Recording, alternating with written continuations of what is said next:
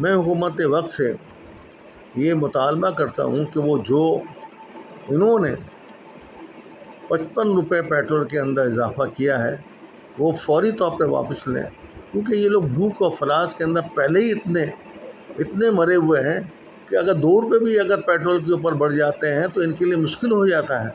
ये ज़िंदगी किस तरह गुजार रहे हैं इसका अंदाज़ा ही नहीं है इन शरफ़ा को समझे।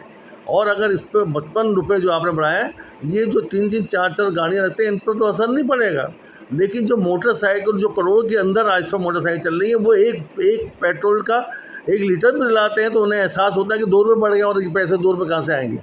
आपने एकदम जो 55 रुपये बढ़ा दिए हैं वो इनसे नाकाबिले बर्दाश्त हैं।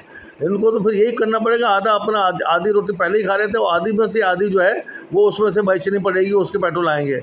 ये नहीं बर्दाश्त कर सकते, ये नहीं बर्दाश्त कर सकते।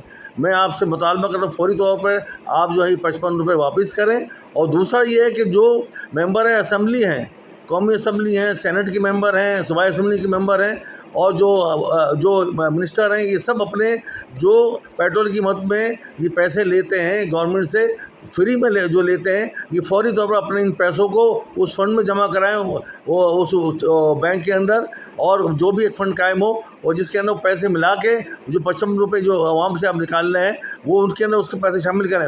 ये आज वक्त है कि ये कुर्बानी दें। अगर इन्होंने कुर्बानी नहीं दी तो आप समझ लें कि कल को ये भी हो सकता है कि पूरे अवाम सड़कों पर निकलें और निकल के असम्बली का घेराव करें और आपका घेराव करें, तो वो वक्त बहुत ख़तरनाक होगा। ऐसा वक्त नहीं आने दें। उससे पहले 55 रुपये जो आपने बढ़ाए पेट्रोल पंप के वो वापस लें और ये असम्बली और सेनेट के लोग उसमें को कुर्बानी दें, और यही वक्त कुर्बानी का है। अगर आज उन्होंने कुर्बानी नहीं दी तो यकीन करें ज़माना और वक्त इन्हें माफ़ नहीं करेगा।